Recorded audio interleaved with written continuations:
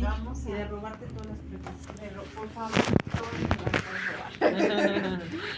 Muy bien, pues muy buenos días, Scarlett. Es un honor estar aquí esta mañana. Es una alumna a la que hemos llevado con mucho entusiasmo, con mucho cariño, así que bueno, pues esta ya es la última parte de tu formación. Bueno, pues vamos a dar inicio al examen. Disponemos de unos 15 minutos, ¿verdad? 15, entre 15 y 20 minutos para que hagas una presentación de tu trabajo y después les damos la palabra a las doctoras. Sí, adelante, por favor. Pues mi tema de investigación... Ay, es que no veo. ¿Quieres hacer la silla para allá? Acomódate, como tú sientas que puedes dominar el escenario, adelante. O por la silla si quieres recargar ahí algo. Sí,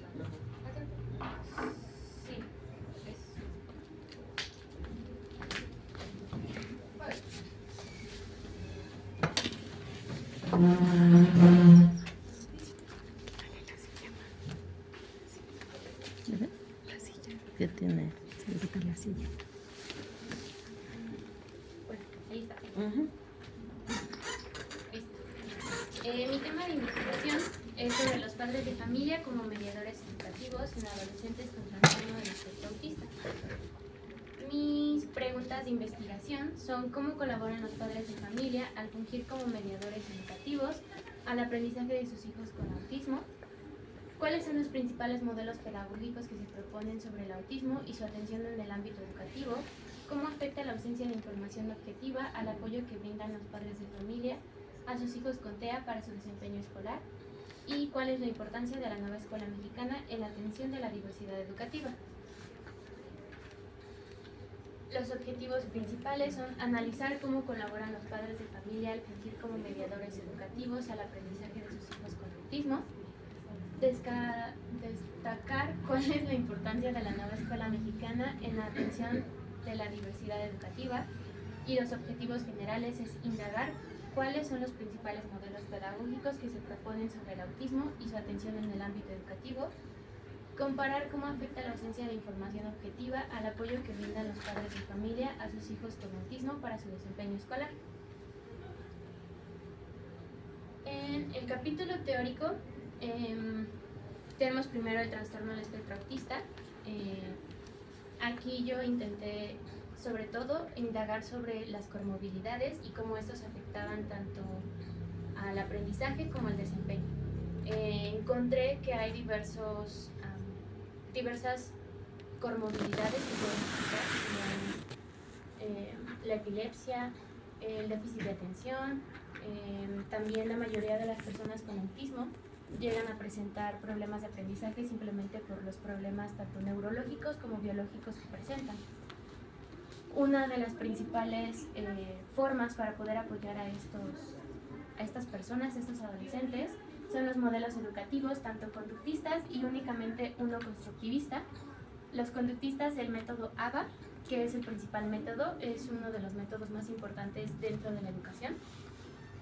Este método busca, mediante una frecuencia de 20 a 40 veces a la semana, busca que se puedan promover buenas conductas o, en su debido caso, inhibirlas como buen conductismo. Y de esta se deriva el método Teach, que este es el que es más utilizado en la educación de ellos, ya que tiene diversos materiales didácticos y tiene algo que se llama... ¡Ay! Se me fue el nombre. Pictogramas. Ah, sí. Los pictogramas son utilizados principalmente para que ellos puedan aprender de una manera no verbal, ya que son poco verbales.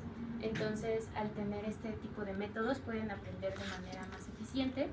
Más adelante, durante la investigación, les voy a enseñar algunos ejemplos. Y por último, el método Montessori, que este es principalmente, sabemos que es basado en el aprendizaje a base de juegos. Sin embargo, aquí con los autistas, se utilizan únicamente para poder ayudarles a tener un poco más de independencia y se utiliza para los materiales didácticos. Tenemos por última parte a los padres de familia como mediadores educativos. Esta es una propuesta mía, no existe como tal que se le vean a los padres como mediadores, sin embargo sabemos que los padres son una de las principales bases para que el niño, cualquier niño en general, pueda aprender, y se debe de acompañar tanto con especialistas como con los docentes, etcétera, etcétera. Más adelante voy a proponer justamente cuál es el concepto de padres como mediadores. En la parte del capítulo contextual tenemos primero a las organizaciones internacionales. La ONU tiene su Congreso para las Personas con Discapacidad. Este sobre todo busca que haya inclusión, que haya igualdad en todos en general, pero se enfoca principalmente en las personas que son vulnerables, de población vulnerable. En la UNESCO busca mediante la ciencia, la educación, la cultura, integrar estas personas. Con su Agenda 2030 busca tanto la equidad dentro de él y que se incluyan en las escuelas y aulas ordinarias. Las leyes nacionales, únicamente y lamentablemente hay una, la cual en base teórica es muy buena, cuando se lleva a cabo ya no tanto, pero hay diversas leyes que se llegaron a proponer durante varios años, a partir del 2000 para acá. Sin embargo, la mayoría se rechazaron debido a que se consideraba que tanto violentaba los derechos de las demás personas con discapacidad como que se hacía una exclusión, porque se propuso una ley general para las personas con autismo, únicamente personas con autismo dentro de México, pero fue rechazada. En la nueva escuela mexicana, esta es una propuesta nueva por parte del gobierno, con un enfoque humanista que busca que las personas con discapacidad se incluyan en las escuelas y en las aulas ordinarias. Y tenemos por último al Centro de Atención Múltiple CAM, que es la única institución pública dentro de México que ofrece servicios educativos, tanto de nivel kinder, primaria y secundaria. Idealmente es bueno, sin embargo, vamos a ver en los resultados que no. En la metodología, mi enfoque es cualitativo, ya que busco estudiar el fenómeno detrás del apoyo que existe por parte de los padres y cómo este beneficia o afecta al desarrollo y desempeño escolar de sus hijos. Por lo tanto, como mi enfoque es estudiar el fenómeno, el diseño es fenomenológico. Los instrumentos de recolección fueron entrevistas semiestructuradas, con el fin de que yo pudiera a lo largo de las entrevistas poder cambiarlas para obtener mayor información o, en dado caso, cambiar completamente toda la estructura de la entrevista. Y los cuestionarios fueron únicamente para poder obtener información más precisa y que no me quitaran tiempo al momento de hacer la entrevista. En las categorías que hice durante la investigación, tengo conocimiento del cuidador o padre de familia. Aquí se midió qué tanto sabían tanto de sus hijos como del autismo. Desconocimiento del cuidador, es decir, los categoricé en entrevista 1 en conocimiento, entrevista 2 en desconocimiento. La atención al adolescente, aquí entra tanto atención médica, terapias, clases, tratamientos que los padres les llegaban a ofrecer a sus hijos. Las deficiencias y capacidades escolares, aquí entra únicamente el adolescente. ¿Qué capacidades y deficiencias me llegaban a decir las madres de familia a lo largo de las entrevistas? El diagnóstico, que aquí entran las comorbilidades que llegan a presentar los adolescentes. El lugar donde fue diagnosticado o momentos precisos donde fue diagnosticado. Por último, el docente, aquí entra la atención, las deficiencias, tanto de las instituciones como de los docentes. Y por último, las características autistas. Esto lo agregué para ver poder yo un poco clasificar qué tipo de autismo tenían, debido a que algunas madres no sabían qué clase de autismo tiene su hija. Mi muestra fueron 5 en total. La madre E1 es madre con discernimiento, es decir, madre con conocimiento. Ella es ama de casa. Esta madre presenta autismo. Ella es una persona con Asperger y tiene 2 hijos con autismo.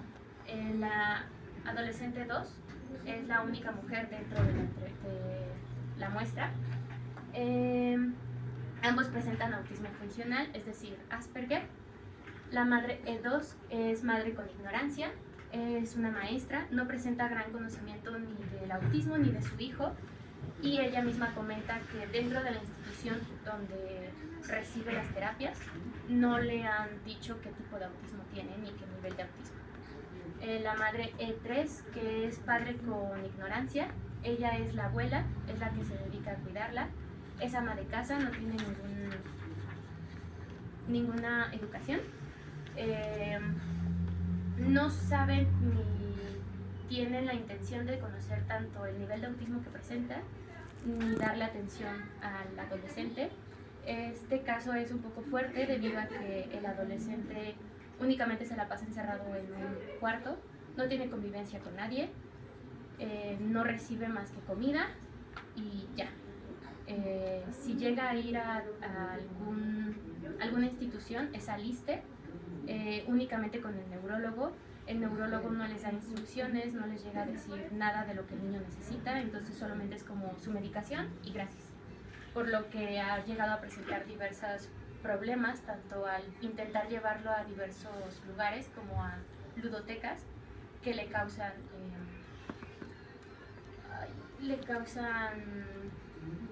Ansiedad. epilepsia, se me fue el nombre. Y la madre es 4, ella es madre igual con ignorancia, ella es ama de casa y su hijo presenta un autismo moderado. Él sí no es, él es autismo a nivel 1, él no se consideraría dentro del trastorno de Asperger. Y por último, la madre es 5, que es una madre con discernimiento, ella es policía y su hijo presenta un autismo moderado, parecido al de adolescente 4. En los resultados y las conclusiones, primero tenemos a las leyes y políticas mexicanas, que como les comentaba, sí, al momento de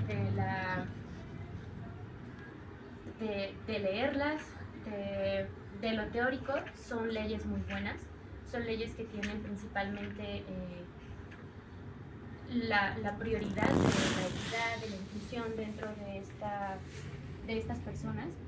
Sin embargo, las madres no tienen conocimiento sobre ellas, tampoco tienen sobre la política, ninguna de las madres en realidad.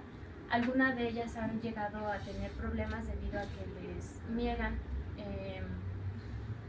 el derecho a sus hijos de la educación dentro de instituciones incluso como las del CAM, lo cual es algo pues muy feo, y aparte que el hecho de que no tengan el conocimiento de ellas es lo que les puede provocar estas injusticias, y viene de la mano con la divulgación sobre el autismo, porque en las políticas principalmente el gobierno mexicano busca que haya inclusión dentro de la sociedad y propone la divulgación sobre las diversas discapacidades. Sin embargo, el gobierno no hace nada para divulgar, ni las instituciones como el ISSSTE, el IMSS, la SEP. Las únicas que llegan a hacerlo es el Centro de Autismo Teletón. Sin embargo, tiene todavía este estereotipo dentro de la sociedad de que es un lava de dinero, bla, bla, bla, bla. Entonces no llega a ser tan considerado y tampoco llega a tener el alcance que debería. Tiene diversas iniciativas, como lo es el ser amigo Teletón, donde tú, persona ordinaria, convives con un niño con discapacidad, ya sea con un niño con autismo o con un niño con alguna otra discapacidad, y comienzas a entrar en su mundo, acompañarlos al cine, acompañarlos a diversas actividades. Esta es una muy buena divulgación, sin embargo no existe en lo demás, lo cual nos lleva a problemas educativos de educación tanto pública como privada y la educación especial. Porque en la nueva escuela mexicana se propone que estos niños entren a las escuelas ordinarias. Sin embargo, el problema de la divulgación, que no exista, es que aún existen estos estereotipos y esta discriminación dentro de las aulas. La madre E4 nos llegó a comentar de una situación muy fuerte dentro de una institución ordinaria. La madre estaba muy feliz debido a que su hijo estaba avanzando educativamente, estaba aprendiendo a leer, escribir, lo básico. Sin embargo, hubo un problema de acoso demasiado fuerte, donde incluso madres de familia se involucraron. Entonces fue tal la desesperación de la madre que prefirió sacarlo y meterlo al campo. Sin embargo, obviamente esto le llevó a problemas porque el niño empezó todo lo que había avanzado escolarmente, lo regresó. Ajá. Y aparte de que los docentes no están capacitados aún para atender a personas con discapacidad, por lo cual la nueva escuela mexicana no es una buena propuesta, sin embargo necesitaría aún más de lo que propone para poder llevarse a cabo como quisiera. Y en las escuelas especiales, que son el CAMP, no hay, a pesar de que son maestras egresadas de la normal, no tienen un conocimiento básico sobre la educación hacia niños con autismo, ya que sí llegan a tener sobre braille y todas las demás discapacidades. Sin embargo, el autismo, al ser una discapacidad relativamente nueva, pues no tienen un conocimiento como tal. Las madres me llegaron a comentar lo mismo, que no avanzaban escolarmente, únicamente pareciera una guardería a nivel primaria, donde nada más los vas a dejar, ellos los cuidan un rato y después regresan. Sin embargo, el niño no avanza.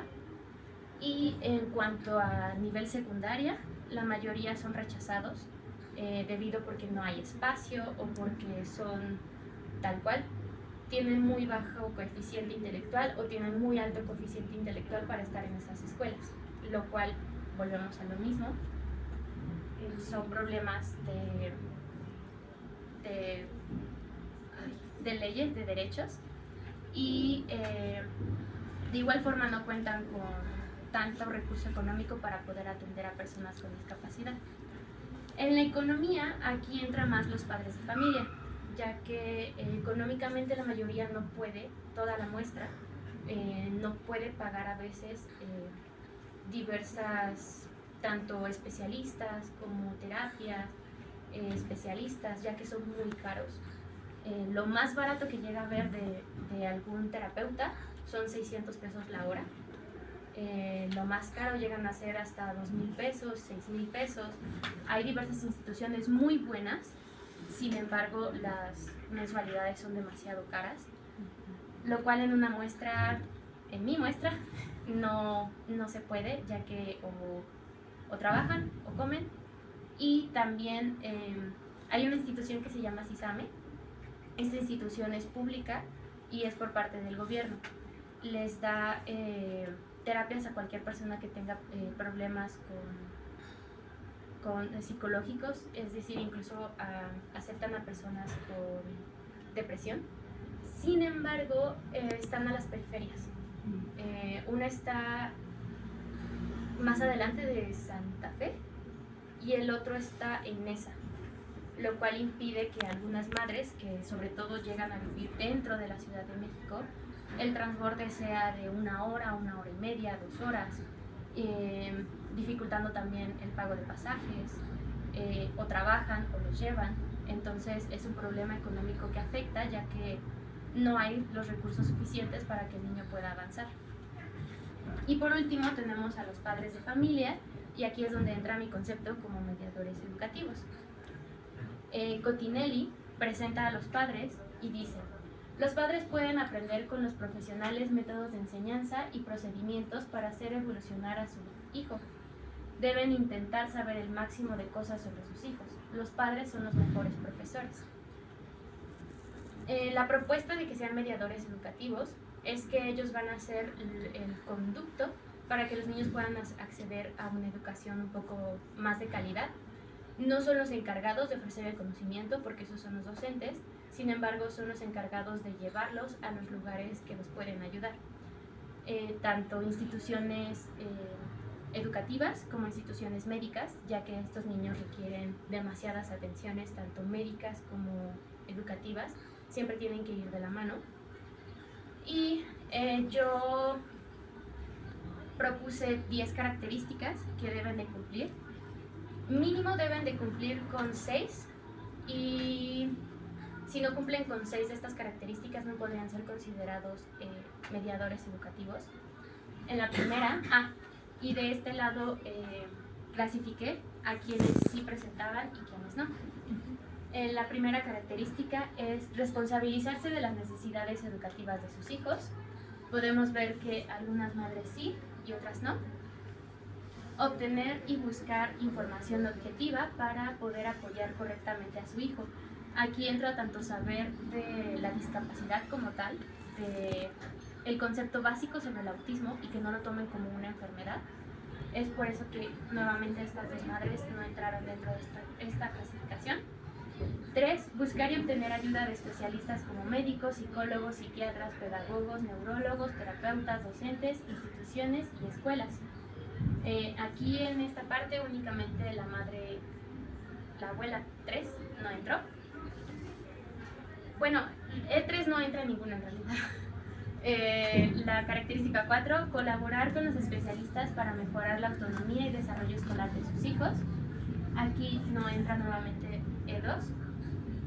Adaptar y utilizar métodos pedagógicos en casa para desarrollar la autonomía de su hijo.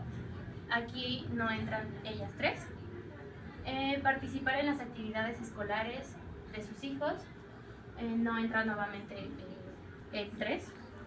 Y reconocerse como educadores, ya que ellos son los principales docentes que conocen en todos los ámbitos y aspectos al alumno, por lo que será pieza clave para identificar las necesidades educativas de su hijo, que es lo que comenta Cotinelli. En este caso, únicamente la madre E5 se reconoce como educadora, se autorreconoce como educadora, y después tenemos al 8, tener un conocimiento vasto de las necesidades, capacidades y debilidades escolares de su hijo. Aquí únicamente E1 y E5 lo obtuvieron. Adaptarse a las necesidades educativas de su hijo con el fin de entender que cada ser individual tiene formas distintas de aprendizaje. E2 y E3 nuevamente no entran.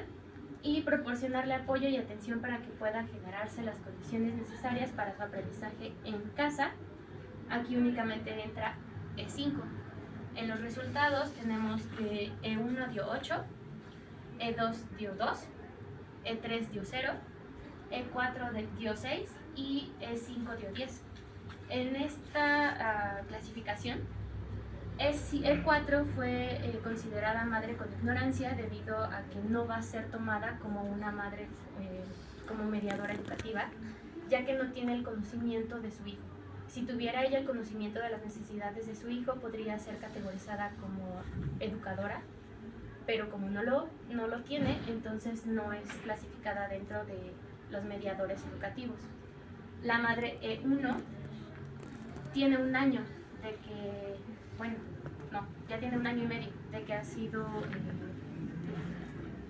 estado al tanto del diagnóstico, es decir, hace un año sus hijos han sido diagnosticados a pesar de que ya son adolescentes, por lo cual aún está en este proceso tanto de entender, está en esta fase de descubrir y también como darse cuenta que la mayoría de los problemas educativos que tenía su hijo no era porque era tonto, sino era porque tenía una discapacidad, por lo cual apenas está en esta parte de el entender y todavía no es como perfecta dentro de.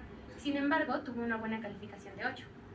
La madre E5 es una de las consideradas madre mediadora educativa, y aquí podemos ver que la madre, a pesar de que ella no tiene un conocimiento teórico de las teorías pedagógicas, los métodos pedagógicos, a lo largo de este trayecto, su hijo fue diagnosticado desde muy temprana edad. Ahorita actualmente ya es todo un adolescente, por lo cual dentro de todo este camino ha ido aprendiendo tanto de las instituciones como de los educadores y de todos los que ella ha ido apoyando. Así que ella misma elabora diferentes materiales didácticos. Este es un material que se va dando vuelta y le va dando las respuestas de la tabla del 2. No, 3. Ese es uno. Este es el que les comentaba que era un pictograma.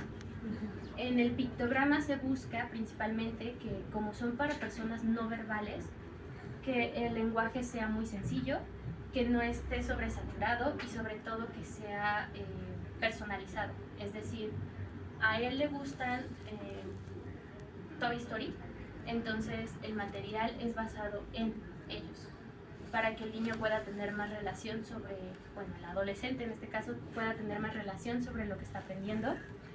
Y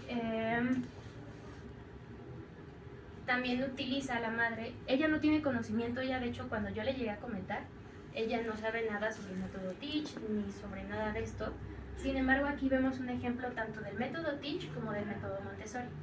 El método Teach se ve en que está estipulado un área específica únicamente para el aprendizaje. Es decir, en este escritorio no se come, no se juega, únicamente se va a hacer tarea, por lo cual es un área limitada. Tiene aquí diversos materiales didácticos y pictogramas, ya que el adolescente sufre de epilepsia. En cada crisis de epilepsia el niño llega a tener regresiones educativas, es decir, se le llegan a olvidar, tiene problemas de memorización, por lo cual si a él se le llega a olvidar el abecedario, únicamente alza la vista y puede ver el abecedario. En este incluso está modificado para que él no es uno que se compra genéricamente, sino, por ejemplo, llega a tener que si su mamá se llama con S, el nombre de su mamá está en la letra S.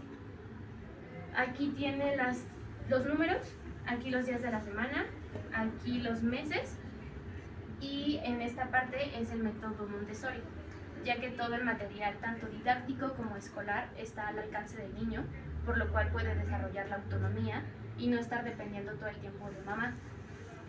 Su mamá normalmente le deja aquí los materiales que tiene que él hacer, lo cual es tanto un método Montessori como un método Teach. Él simplemente se sienta, comienza a ver qué es lo que tiene que hacer, lo va terminando y ya está a un punto que necesita una ayuda muy limitada de ayuda en las tareas escolares, que eso es lo que se busca principalmente.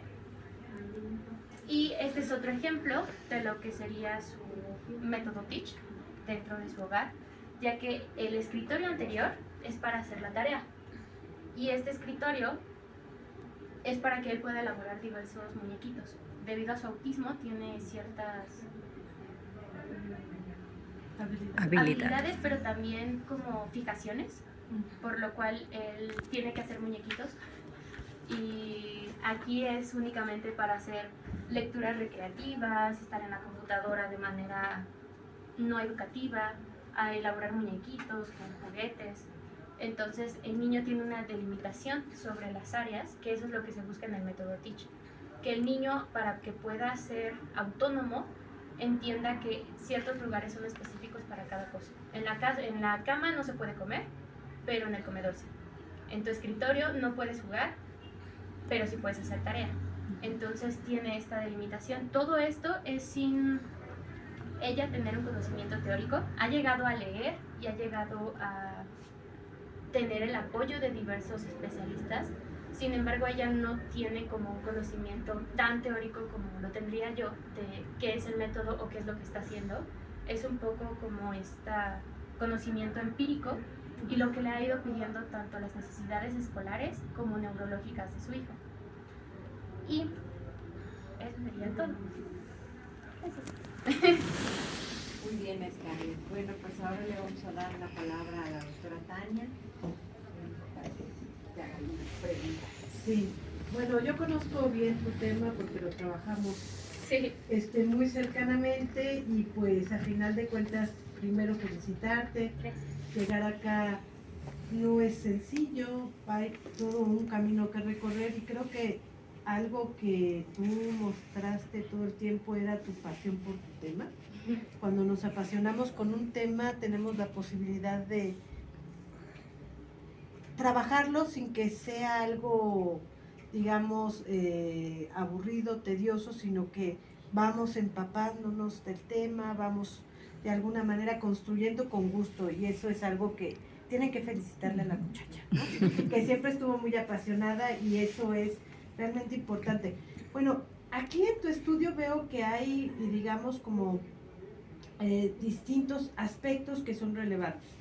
Por un lado tenemos todo lo que sería la política educativa, cómo se ha implementado, cómo esta implementación ha fracasado debido a las circunstancias y contextos mismos del país, por un lado, y a la poca infraestructura que tenemos al respecto. Por otro lado, tenemos los tipos de modelos que tú presentas, que podrían ser de alguna manera de apoyo para que el niño pueda tener ciertos aprendizajes. Hablas del APA, del TEACH y del Montessori, y el TEACH es, digamos, que el modelo que más sobresale, ¿no? Y después tenemos precisamente esta parte de los padres como mediadores. Y además algo relacionado con las políticas y la política y la normatividad es la deficiencia de los docentes para poder atender a los niños. Serían, digamos, como el espectro importante, ¿no? Respecto a la política pública, tú mencionabas que había una normatividad respecto al trato con los niños del autismo y las niñas con autismo, pero que tenía, o sea, que no se llevó a cabo dicha normatividad. Tú desde este momento que eres prácticamente una licenciada en pedagogía y que tienes todo un conocimiento teórico detrás respecto a modelos pedagógicos, respecto a teóricos que de alguna manera han ido de la mano contigo en este conocimiento, ¿qué crees que podrías recomendar para que haya una normatividad que sí pueda implementarse en las escuelas en el contexto nacional tal cual los tenemos? ¿Qué aspectos crees que sea interesante implementar? La divulgación. La divulgación. La divulgación, también la capacitación del docente. ¿Por qué? Porque los niños con autismo no son únicamente, a veces sus problemas llegan a ser sociales. Por ejemplo, las personas con Asperger incluso llegan, a pesar de que llegan a ser diagnosticados muy tardíamente, llegan a tener diversos problemas sociales por el hecho de considerarlos raros, que aquí entra el acoso, problemas tanto para ellos psicológicos debido al acoso. Entonces, si llegara a haber una divulgación por parte del gobierno, empezaría un conocimiento general, no nada más de las personas con la discapacidad, sino de la sociedad en general. Actualmente yo he estado viendo en redes sociales que hay tanta desinformación que incluso el ser autista lo llegan a utilizar como Genio. un insulto. Alguien está hablando sobre X tema, ¡ay, seguro eres autista! Entonces, esos problemas son los que no permiten que las personas con esta discapacidad entren en escuelas ordinarias y sobre todo, pues, pobrecitos de los docentes, ¿verdad?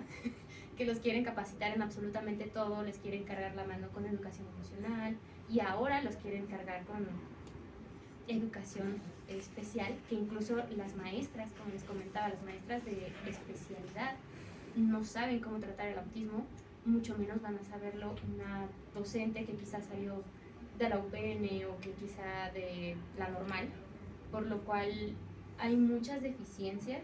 Les digo, la nueva escuela mexicana tiene una propuesta muy buena, pero creo que primero se debería de educar a la sociedad antes que al docente, y eso sería como un gran apoyo.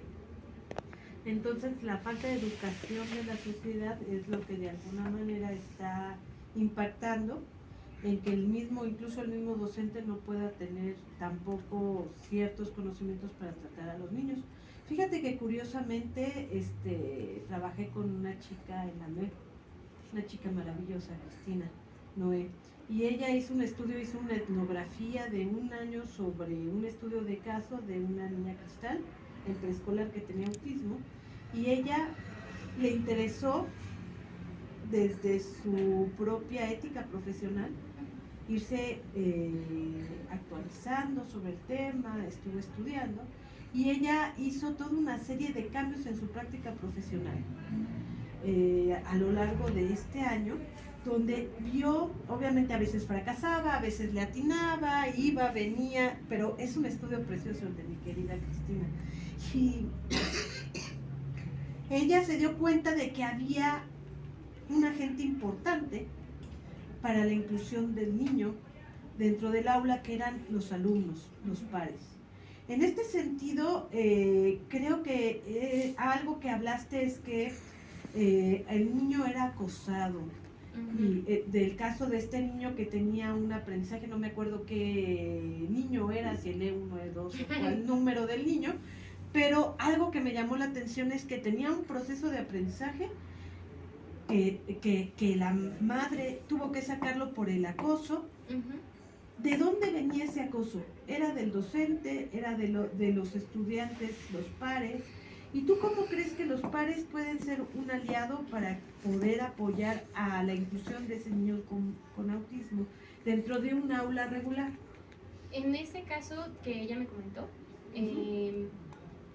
tal cual como su estudiante, tanto el docente como el director incluso fueron a pláticas al CISAME para saber cómo integrar a este niño en el aula ordinaria. Sin embargo, el problema fue primero que los niños llegaban con mamá y es que la maestra todo el tiempo está en el escritorio con adolescente 4.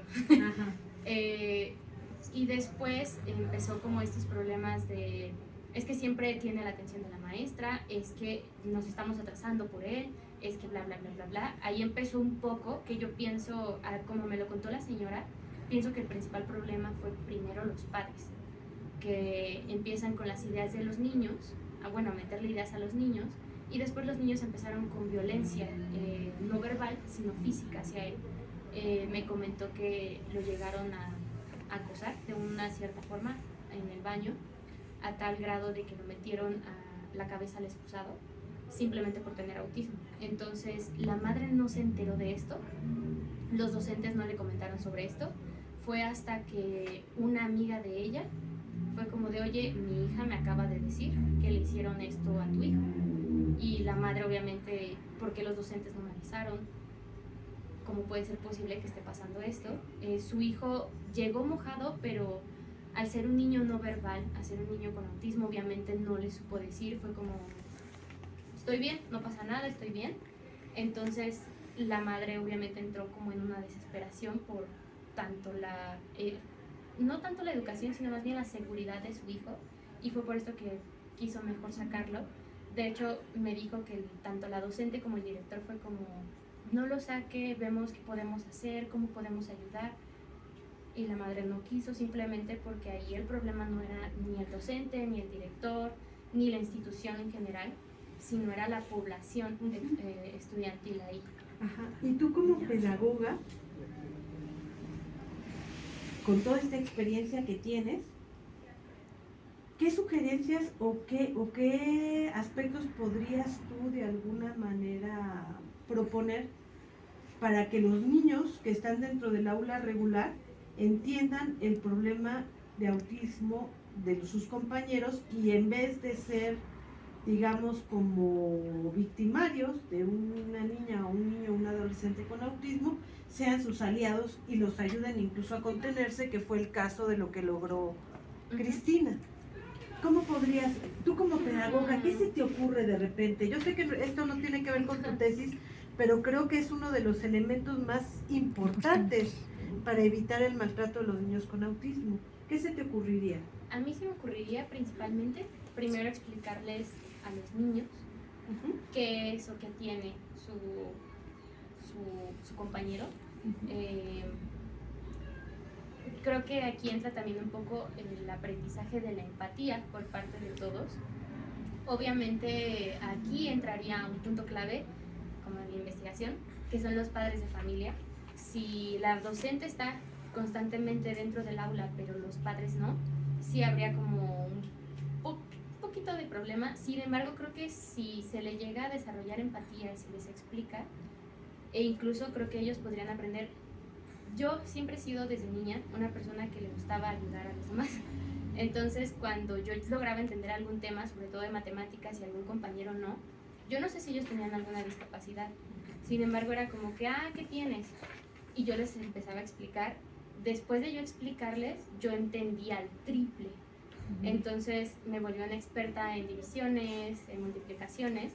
Entonces quizá el ponerle, quizá como de, tú vas a aprender este tema y se lo vas a enseñar a tu compañero, podría ayudarles tanto a que ellos aprendan de una manera más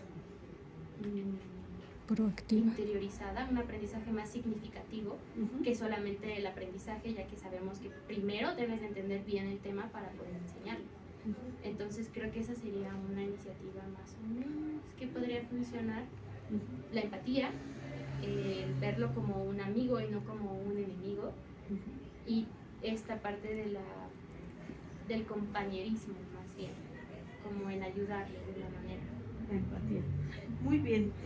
Luego hablabas de que en el caso de las personas que tienen el espectro autista están los 3 modelos, ¿no? El ABA, el Teach y el Montessori. Hablabas de que pues están de alguna manera basados en distintas corrientes. Por un lado tenemos el conductismo y por otro lado tenemos el constructivismo, que a final de cuentas son 2 corrientes totalmente distintas y que tienen de alguna forma una manera de entender el aprendizaje desde perspectivas incluso Diferentes. polarizadas. Entonces, me llamó la atención ahora que nos mostraste el cuarto del estudiante 5 y cómo tenía estos espacios específicos. ¿De qué manera la madre 5 logró de forma intuitiva y empírica conjuntar 2 modelos que son totalmente opuestos? Eso me llama mucho la atención y como soy curiosa quisiera saber. Lo que yo llegué a entender de lo que ella me llegó a comentar es que ella a lo largo de este tiempo ha llegado a leer diversos libros y también experiencias de otras madres, sobre todo ahorita que su hijo está en este proceso de el cambio de niño a adolescente.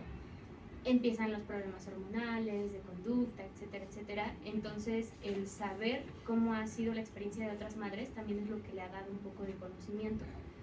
De hecho, cuando yo le estaba haciendo la entrevista, yo le pregunté si sabía, porque una de mis preguntas de investigación de mis preguntas de la entrevista era si sabía sobre modelos pedagógicos. Y ella me comentó sobre el método Montessori. Yo no dije nada, como, ok. Entonces, cuando empecé a analizar todo lo que yo había visto dentro del hogar y tanto de los materiales, dije, claro, hay ciertas cosas que ella está utilizando el juego para que no se le haga tan tedioso, para que no sea como que, ay, otra vez mi mamá con el mismo. Entonces, ahí noté el método Montessori, pero también en el acomodo. Sabemos que el método es como que muy, no sé qué. Es que quiero ese libro pero no lo alcanzo, entonces no lo pones para que papá o mamá te ayude, sino lo pones para que el niño solo tenga la iniciativa de agarrar el libro y lo lea. Entonces sí vi como que ella tuvo un interés de conocer este método y llevarlo a cabo. ¿Cómo lo combinó? No tengo idea.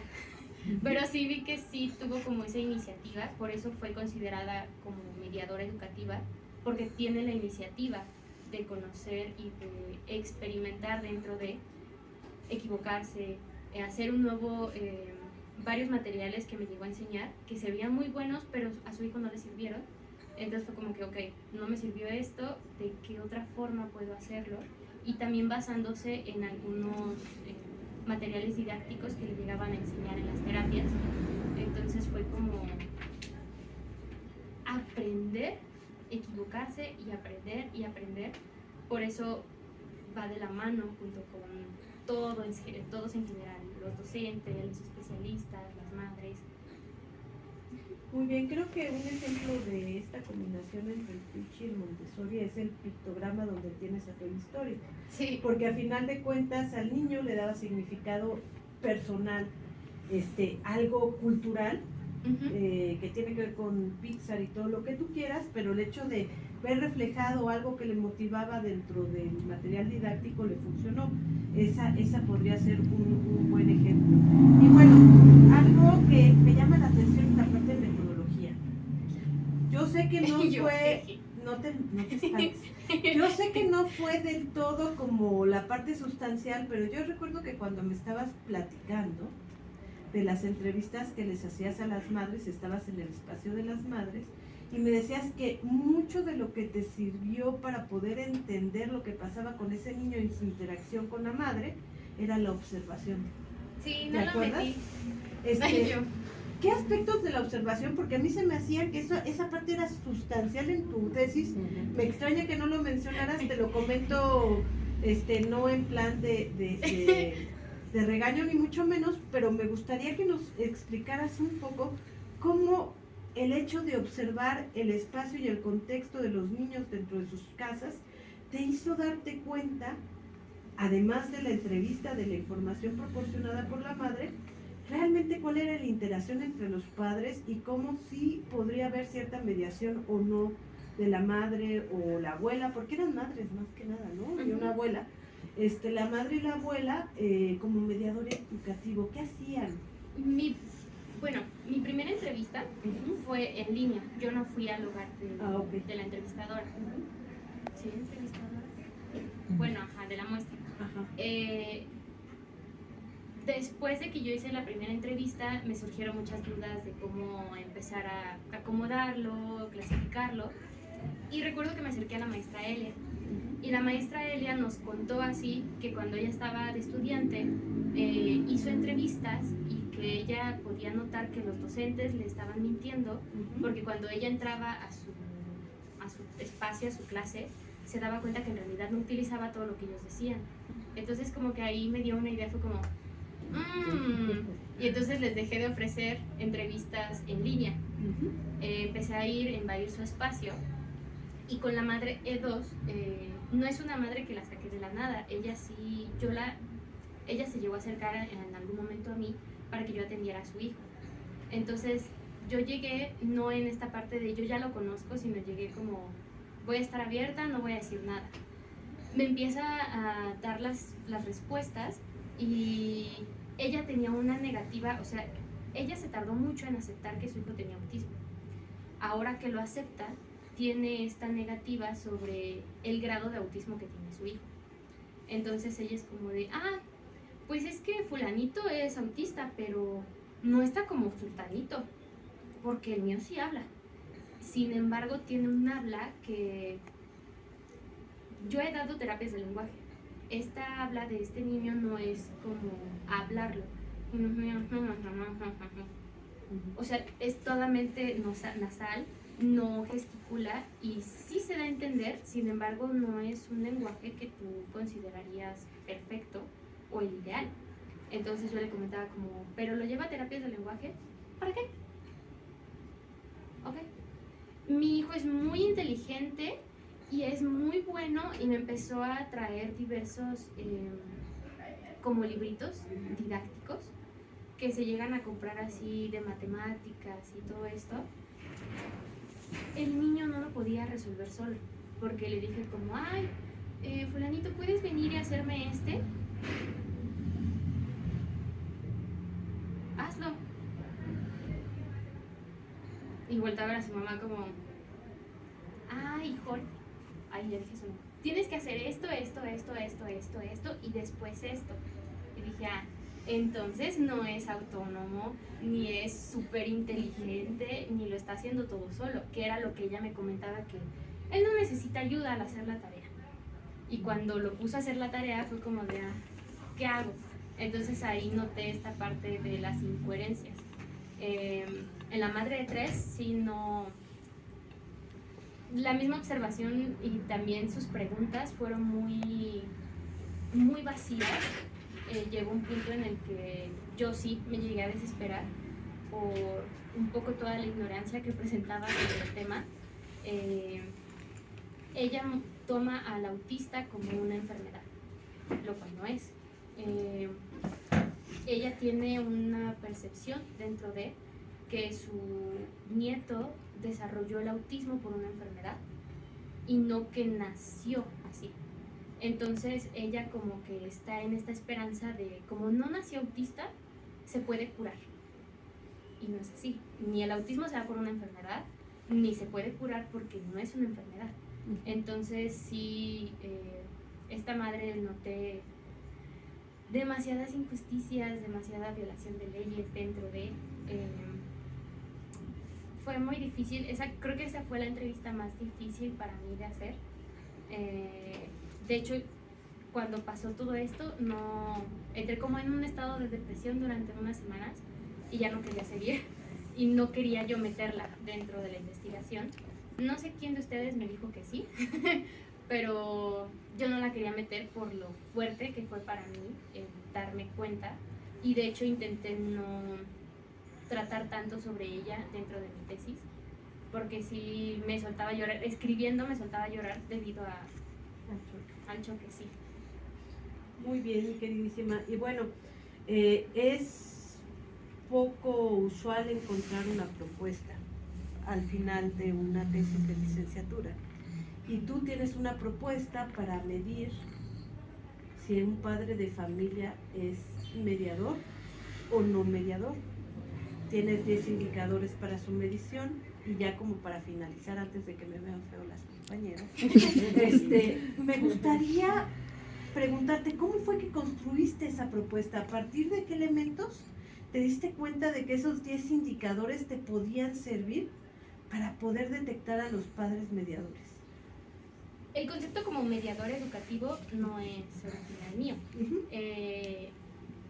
Hay diversos autores que lo llegan a tratar. No lo toman como que el padre debe de ser el mediador. Sin embargo, algo que me pareció muy clave fue que un mediador es el que aporta y facilita la educación.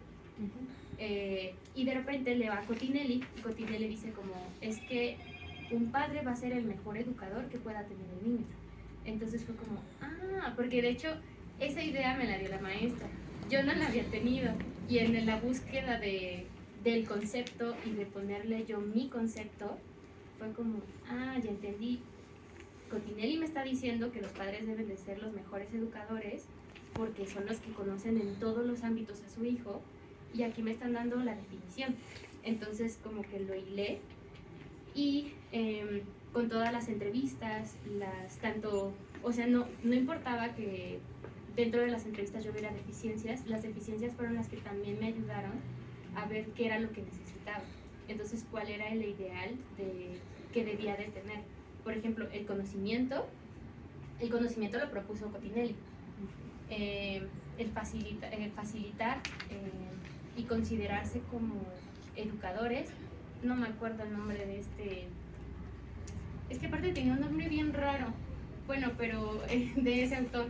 Y todo lo demás yo lo empecé a construir tanto con la observación de la madre, que es como el modelo a seguir, a las deficiencias de las demás madres, y así fue como lo empecé a llevar. Además de que desde un inicio mi perspectiva era que se debía de llevar, y la importancia de los padres es que se debía de llevar de la mano con todos los especialistas en general. Muy bien, pues ya, te dejo en paz. Mi querida presidenta. Bueno, muy bien, Scarlett, pues me sumo a la felicitación por haber concluido, porque no es fácil. Estadísticamente los estudiantes de licenciatura son los que más se atrasan, ¿no? Sí. O sea, los números así lo indican, más que los de maestría.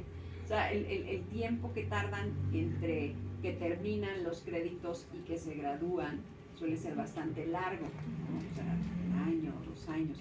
Y esto se da más en los estudiantes de licenciatura. Entonces te felicito que este proceso haya sido así de rápido, y tiene mucho que ver con quién te acompañó, ¿no? Desde luego con tu asesora y con la doctora Tania que estuvo con ustedes. Pero bueno, voy a hacer primero un par de comentarios sobre tu trabajo, y luego voy a dirigirme hacia las preguntas. Primero, veo en tu trabajo realmente una tesis creativa, es un trabajo novedoso. Hace 1 año tuve la oportunidad de revisar los temas de tesis entre el 2019, si no me equivoco, y el 2024, en maestría y en licenciatura. Y entonces lo que veía es que, bueno, veía otras muchas cosas, pero una cosa que ahorita pensaba precisamente con tu trabajo es que yo no recuerdo haber visto un trabajo, quizá por ahí uno que más o menos se acercaba a tratar el trastorno del espectro autista, ¿no? En nuestra universidad, en la UPN. Entonces, pues es un trabajo novedoso en tanto que se aborda poco este tema del espectro autista, porque además es dificilísimo. O sea, yo en la mañana venía hablando con un amigo médico y le decía dónde iba y decía, pues qué valiente para abordar un tema así, porque es un tema muy complejo, ¿no? Hay que saber mucho de todo, de neurociencias, de fisiología. Entonces, creo que esa es la razón por la que pocos alumnos le entran al tema, más en licenciatura. Entonces, es un trabajo creativo, novedoso. Es un trabajo, además, que si bien en el texto no se refleja tanto, a la hora de exponerlo y de escucharte, se advierte un compromiso social. No todos los trabajos, sobre todo de pedagogía, aunque debería de ser así, tienen este compromiso, no en todos los trabajos se lee este compromiso social del tesista, ¿no? Es decir, darle voz a los que no escuchamos, a las madres, ¿no? A las madres pobres, trabajadoras, vulnerables, que tienen que llevar a estos hijos, ¿no? Entonces, eso me gusta mucho de tu trabajo, el que le des voz a personas o a individuos que pocas veces vemos. Y en ese sentido veo un trabajo con un gran compromiso social, porque además sí me interesó ver a las madres, ¿no? A los padres. Y eso tiene un gran valor en tu trabajo. Otro acierto es que es un trabajo necesario, ¿no? Un poco volviendo a la primera parte que te decía que hay pocos trabajos sobre TEA. Entonces, es un trabajo necesario, propositivo, porque busca resolver una problemática, ¿no? Que es cómo formamos o cómo le hacemos para que los padres se conviertan en mediadores pedagógicos, ¿no? Y que es justo tu propuesta. Entonces, ese es un gran acierto. Y además es una tesis con un carácter práctico, se puede aplicar. Sí. Y que era lo que te decía la doctora al final, ¿no? O sea, tienes 10 puntos de qué tiene que hacer un mediador. Entonces, pocas tesis logran tener ese carácter práctico en sus resultados, y eso lo lograste bien. Ya por último, bueno, pienso que vas a ser una muy buena pedagoga. Creo que este es el inicio de tu formación real.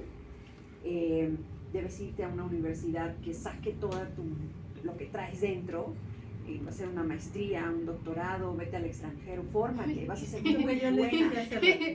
Vas a ser muy, muy buena pedagoga, y tienes madera para eso, pero necesitas un lugar que saque todo lo que traes dentro. Así es. Ahora, hay algunas partes del trabajo, te lo tengo que decir, que es parte de, que me parece que hay que atender, no ahora, quizá pensando en que este trabajo se pueda convertir en algo que se pueda publicar. Creo que debes hacerlo, porque además si quieres entrar a la maestría o al doctorado tienes que publicar, entonces tienes que convertir esto en un artículo. Hay partes no resueltas en la tesis, que es algo que te dije cuando lo leímos, o sea, capítulos que no estaban resueltos, que solo parecían ahí como pegados, ¿no? Y ese es un desacierto. Pero bueno, lo bueno es que las casi nadie las lee, ¿no? Más que nosotros. Entonces resuélvelo en un artículo. Hay apartados que no fueron explotados y desarrollados debidamente. La metodología es rica, yo te dije, tienes una buena metodología, pero en el trabajo escrito no está suficientemente expuestos los resultados. La evidencia empírica no alcanza esa riqueza que debió haber alcanzado, ¿no? La observación que te decía la doctora no se advierte, ¿no? Por ejemplo, la imagen las pusiste en el texto, pero pues no dice nada, ¿no? Claro, expuestas aquí, qué interesante, y ahora sí dices, wow, Sí, había ¿no? que estudiar. Entonces, le faltó mucho a la metodología, te la echaste en, creo que 5 páginas, una cosa así. Sí, bien. Entonces, fue un desacierto, pero bueno, luego es que se queda aquí, ¿no? Nadie más, pero sí tienes que mejorar esa parte a la hora de hacer un artículo. Entonces, hay que trabajar. Bueno, esas son como cosas formales. Ahora, ya para darme prisa, las preguntas. A ver, voy a empezar por la última.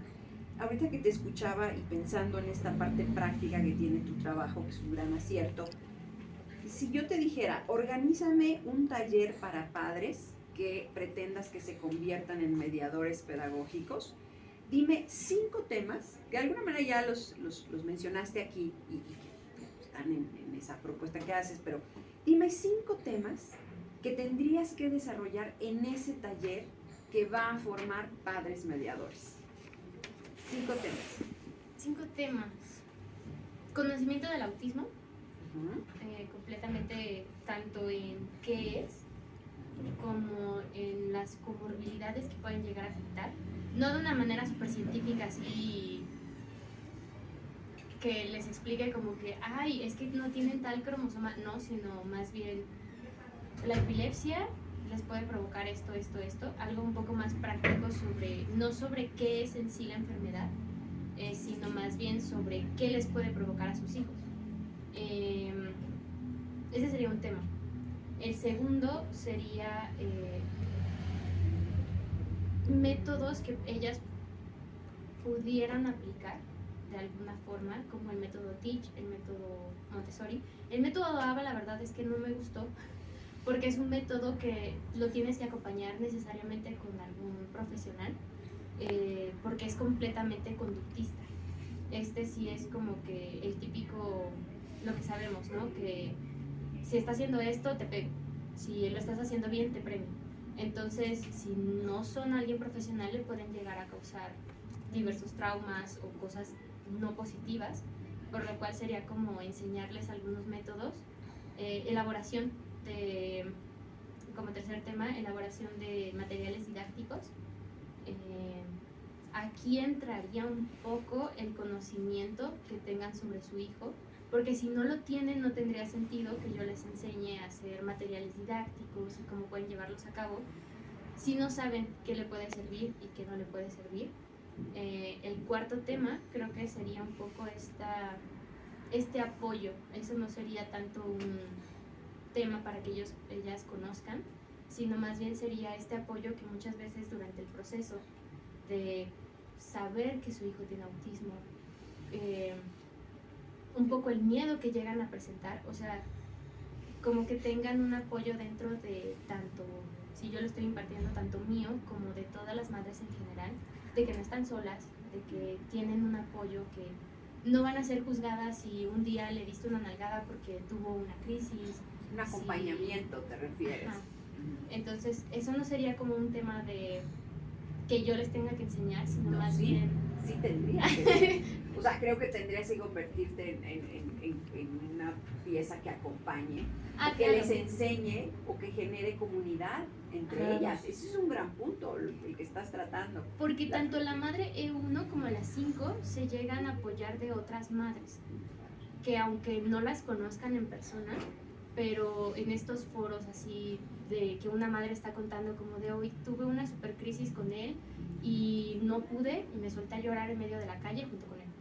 Entonces entra esta parte como no soy mala madre, no estoy sola, no soy la única que está pasando por esto, que es lo que siento que muchas veces se les olvida, que se encierran, al igual que sus hijos, se encierran tanto en este mundo que se les olvida que hay otras personas pasando por lo mismo, o que aunque no sean especialistas les pueden decir, quizá puedas ir con fulano, quizá puedas ir a tal institución. Acompañamiento. Uh-huh. ¿Cuál sería el último? El último,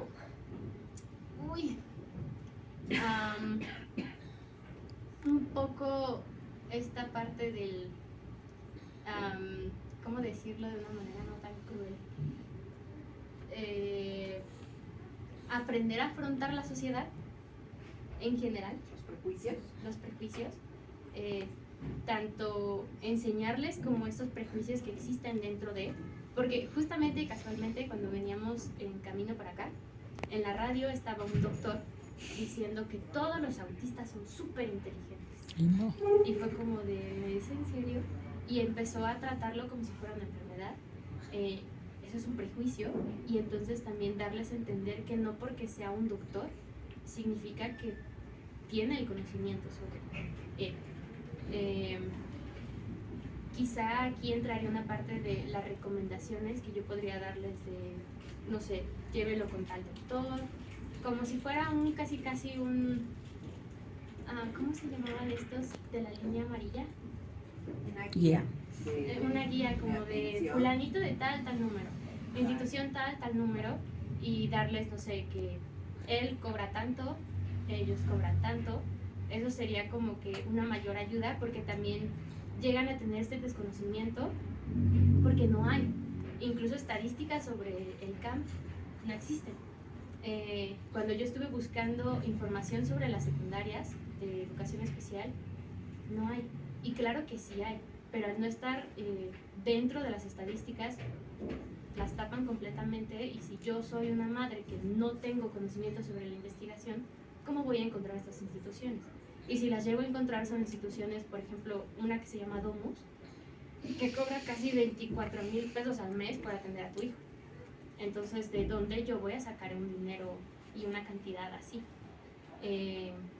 Actualmente el Teletón está ofreciendo vales, el gobierno les está dando vales para que los lleven al Teletón y no les cobren tanto, sea como un mínimo o literal no cobren nada, pero nuevamente no se conocen, únicamente es rumor entre madre y madre y madre. No hay como tal que el gobierno diga, ven, yo te doy el vale para que tú lo puedas cambiar. Entonces sí entraría como este apoyo de parte mío, de mi conocimiento, sobre todo lo que he investigado y las instituciones que he encontrado. Claro. Muy acertada la respuesta. Muy bien, muy. Claro, yo no agregaría nada más o sea, a ese taller, pero ponte a hacerlo ya. Y además tú tienes que cobrar por hacer ese taller. O sea, el éxito ahorita de tu trabajo es que armes un taller para padres, desarrolla el contenido, tenlo listo, no lo sueltes, eso es propiedad intelectual, ¿no? Claro. Tienes que proponerlo en algún momento para que te contraten esas instituciones que pagan 20,000 pesos por taller, ¿no? Bueno, y ya realmente tu respuesta responde varias de mis cuestionamientos que tiene aquí planteados, pero digamos, volviendo un poco al mediador.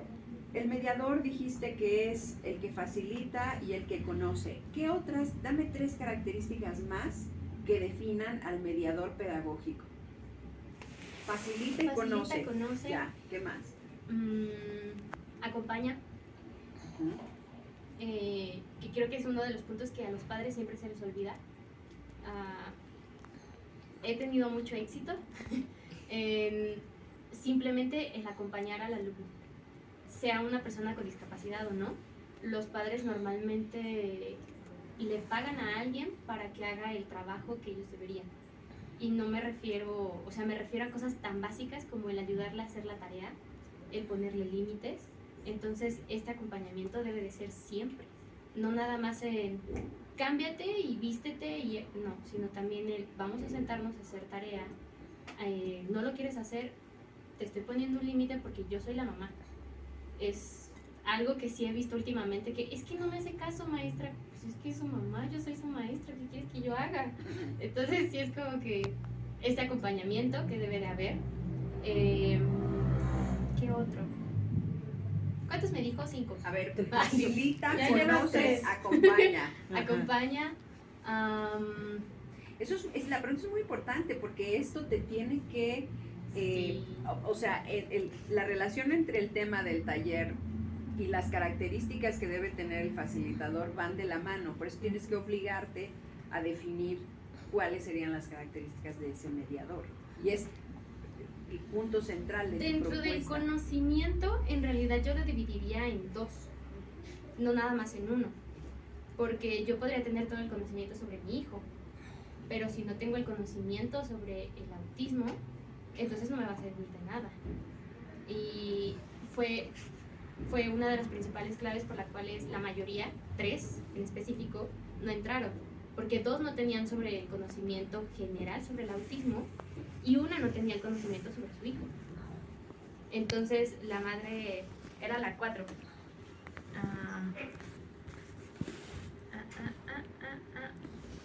Aquí está. La madre 4 tenía el conocimiento básico sobre el autismo, ella sí me supo definir porque una de las preguntas fue, ¿qué es el autismo? Así básico, no les pregunté nada más que ¿qué es el autismo? Unas sí me contestaron bien, otras no. Dentro de las que sí estuvo la madre de 4. Sin embargo, ella no tenía conocimiento sobre su hijo.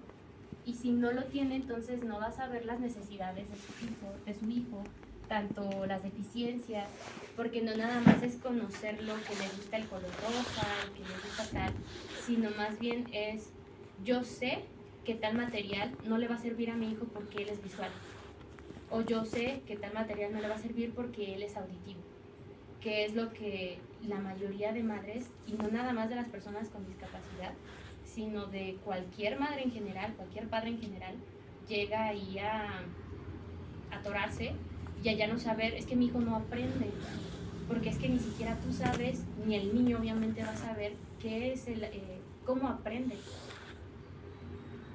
Ahí entraría el conocimiento. Y el último,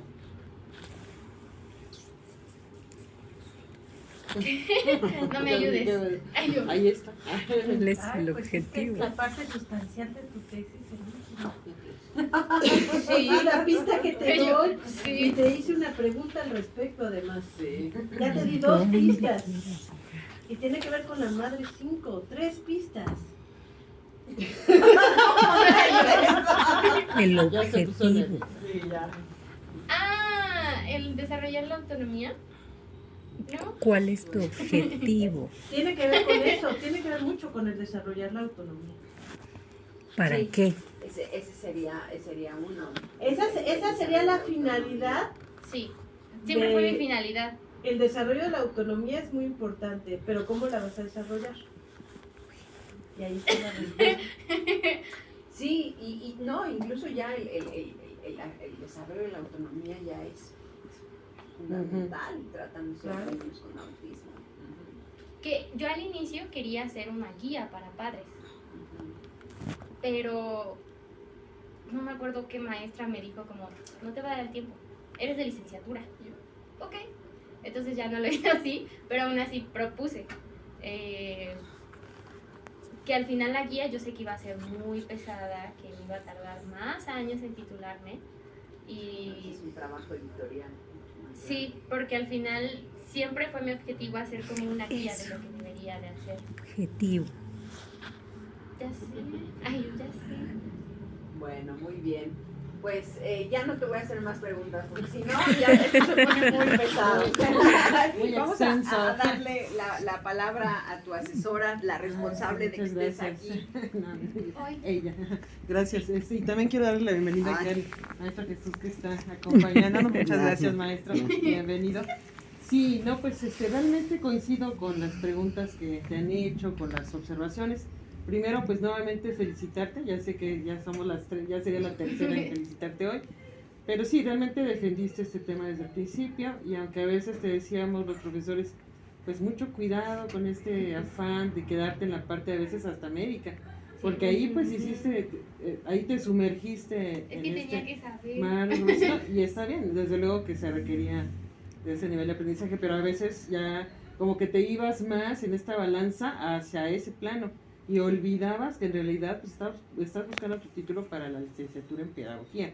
Entonces fue como esa parte para ti también complejo, el poder encontrar como un camino que te diera este balance entre lo que a ti te interesaba, el conocimiento del autismo, y poder entender en qué sentido podrías tú apoyar, etcétera, y ya pues encontrar esta perspectiva que al final tú también aceptaste, ¿no? Pues decir, bueno, esto de mediadores puede iniciar, porque tú estabas al principio pensando en que la búsqueda de información científica, y dije, bueno, pues sí, pero esto es lo que todos perseguimos, ¿no? O sea, incluso desde que estamos en preescolar hasta la universidad, en sí, la idea es que te den esas herramientas para esa información, para que te permita aportar hacia nuevo conocimiento.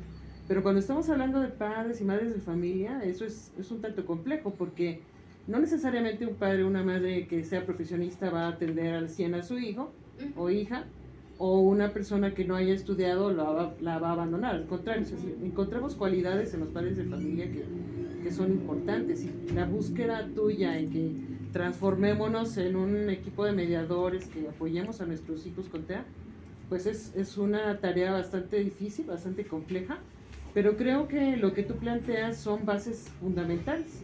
Y lo importante es que tú lo veas, porque creo que, como bien dice la doctora, quedaron muchos aspectos sin explotar. O sea, yo creo que en esta parte del tiempo y de la preocupación de que ya me quiero graduar, ya Sí. quiero pasar a otro tema, a otro punto en mi vida, pues se quedan ahí. Esto a veces es natural, yo creo que nos pasa a todos, ¿no? Estamos así como que en un punto en el cual decimos, ya, entonces aquí está todo, ¿no lo ven? Yo sí lo veo, ¿no?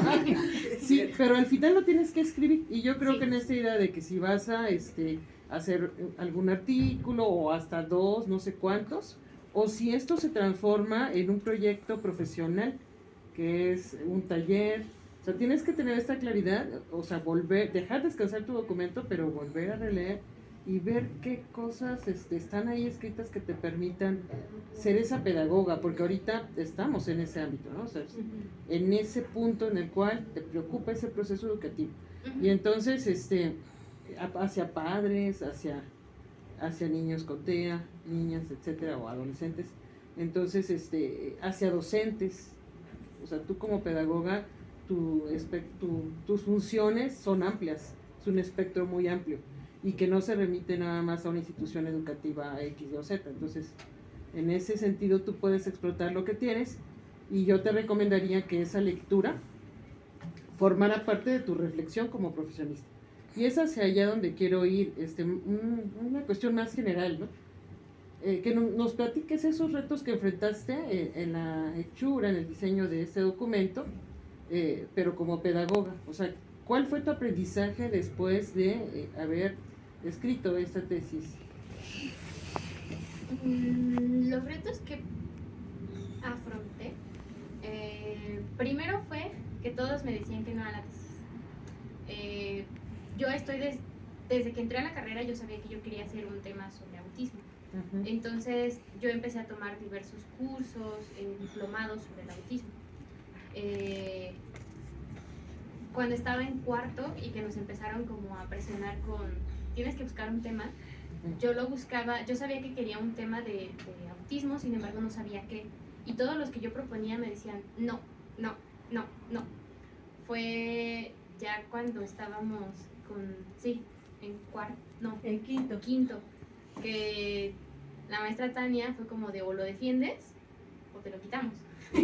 Entonces eso fue, creo, uno de los principales problemas y por los cuales yo más me encariñé con el tema, porque yo sabía que tenía que demostrar el conocimiento para que nadie me dijera no. Entonces creo que ese fue como mi mayor problema de dónde conseguir el conocimiento, cómo conseguirlo, porque además si yo me enfrenté a esos problemas, ese era por el cual era mi objetivo, el conocimiento, porque yo como de licenciatura tuve problemas para encontrar información que realmente fuera verídica y no me imagino a las madres. Entonces fue como un sinfín de estar leyendo cosas que no me servían de nada, donde tenían estereotipos. Incluso intenté hacer un servicio social en esta institución de Domus. Me aceptaron, pero por ser de Panti me dijeron que no, porque vivía 1 hora y media. Entonces ahí fue cuando más entró mi miedo, porque dije, ¿cómo lo voy a hacer sola? Yo no tengo el conocimiento, y después me di cuenta que sí. Pero creo que eso es lo que más me llevo dentro de mi investigación, tanto que soy capaz de conseguir información, que también me ayudó mi investigación con la profesora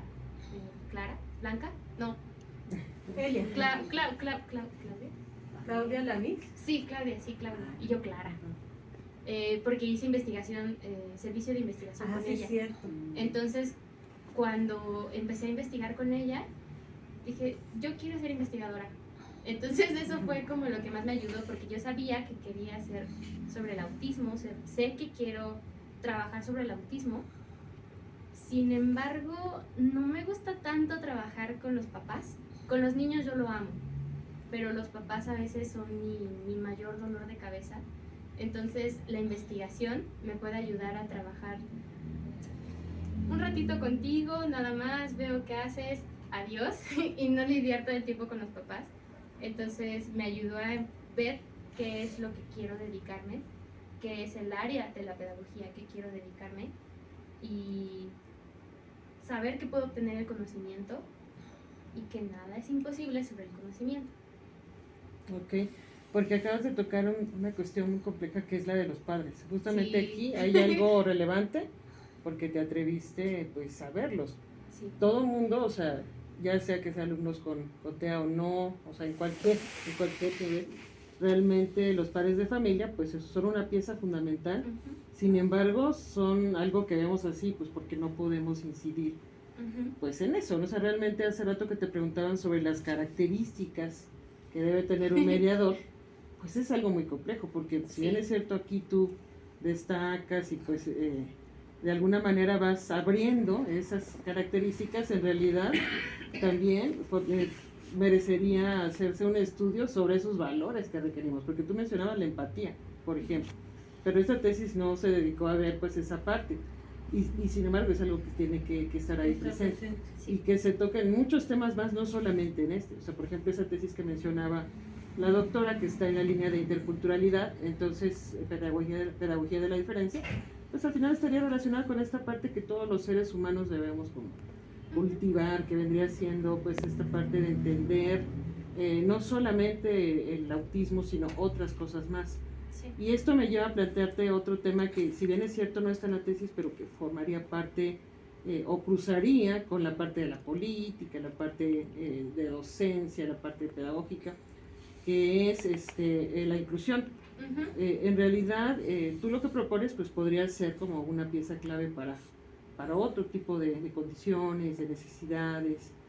¿Tú qué piensas al respecto? O sea, ¿cómo lo verías ya en adelante? O sea, digamos que es como el siguiente paso, no solamente recuperar lo que ya te he recomendado, sino ¿qué pasa con esto? Algo que me hizo recordar es que no mencioné que dentro de la nueva escuela mexicana se busca incluir a los padres de familia en la educación. Esto a mí se me hizo muy interesante porque justamente intenta esta inclusión de todos.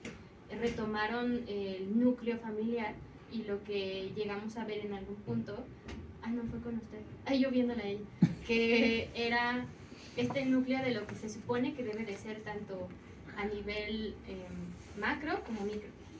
Entonces, los padres están en un punto clave y me llamó mucho la atención que los intentaran integrar y que intentaran esta integración de la inclusión, pero creo que es algo que siempre se ha dicho, en la teoría puedes decir lo que tú quieras, pero al momento de la aplicación va a ser otra cosa completamente diferente. Entonces, más que incluir a los padres es también ver desde qué perspectiva, porque la mayoría de los padres son trabajadores que tienen jornadas completas, que incluso trabajan los fines de semana. En algunas instituciones incluso, no es que, por ejemplo, la nueva escuela mexicana lo propone, sí, pero si un docente, si yo trabajo en una escuela y me quiero acercar a un padre, es que no te puedes acercar, es que no le puedes preguntar esto, es que tú quién te crees. Entonces creo que la teoría está perfecta y la nueva escuela mexicana sí tendría muchas cosas que criticarle, por eso no la quería agarrar, porque dije, ¡ay! Lo ponías. Sí, y además de que la parte de la inclusión era muy limitada y era solamente como, nos gustaría que hubieran mariposas en todos lados y que todo fuera perfecto. Y yo pensaba, pero es que no están viendo el contexto dentro tanto de la sociedad como del país donde estamos viviendo. Esa propuesta se podría llevar a cabo en lugares con mejor oportunidad laboral, en lugares donde no haya tanta discriminación, tanto acoso. O sea, como que dije, es muy buena la nueva escuela mexicana, pero no se va a poder lograr y no lo van a lograr en cuanto a la inclusión. Lo demás no sé, pero en cuanto a la inclusión no la van a lograr. Entonces ya me enojé. Necesitaríamos vivir en Finlandia claro, porque además Sí. hicieron investigadores de muy alto nivel que Es el nada modelo tiene que ver finlandés con- que se quiso Perfecto, replicar. mexicano. ajá, y no sé si hubo pedagogos mexicanos que no les dijeran como de ese no es el contexto y no Claro. se va a llevar a cabo aquí. Entonces, esta inclusión, nuevamente lo digo, primero se tendría que educar a la sociedad en general, porque a la sociedad ahí entran padres de familia, educadores, no sé, directivos. O sea, si tú educas principalmente a toda la población en general, obtienes la pieza clave, que es lo que en otros países sí hay. Porque en España sí hay estos proyectos de inclusión en escuelas, en hospitales. Entonces, yo la mayoría de los artículos en español que llegaba a encontrar eran de España. E incluso tienen una asociación de autismo que es financiada por el gobierno de España, de Madrid. Entonces yo decía, ahí está todo así.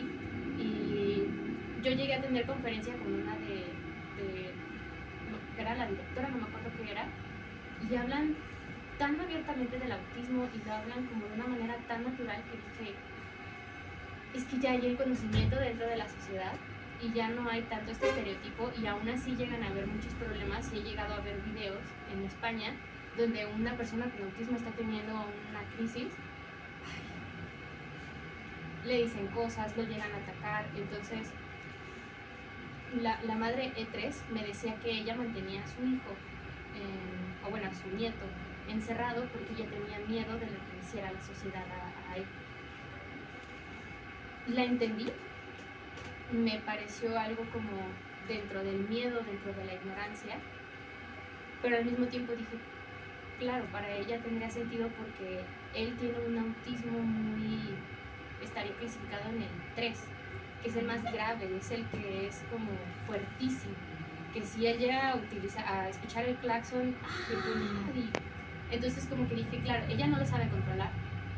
Si ella lo llega a sacar a la calle, va a tener una crisis, alguien, porque ya no parece un niño, alguien le llega a pegar, o sea, como que dentro de todo esto es el primero educar a la sociedad, y después se puede lograr la inclusión en aulas, en hospitales, en trabajos, en donde sea. La educación siempre es la clave. Y ya. Ok. Sí, y ya con esto quiero cerrar también mis preguntas, porque sí me quedan como muchas cuestiones, muchas curiosidades respecto a este tema, pero bueno, así nos podemos pasar todo el día. Sí. Y bueno, a eso voy con esto que comentas. ¿Y por qué te pregunto lo de la inclusión? Porque también está ligado con esta parte del sistema. O sea, el Estado en sí mismo tiene la obligación de garantizar esa atención. E incluso en otros países esa figura de mediadores es muy válida, pero está en consonancia con el sistema, ¿no? Con instituciones, incluso hacen pues esta mancuerna de familia, profesionales de estos temas, donde pues trabajan juntos, y eso obviamente nos lleva pues hacia un camino positivo, pero aquí no. O sea, justamente tú decías, no quiero hablar de la nueva escuela, de acuerdo, pero en sí pensemos en las deficiencias y los vacíos. Exacto. No solamente de la nueva escuela, sino el anterior.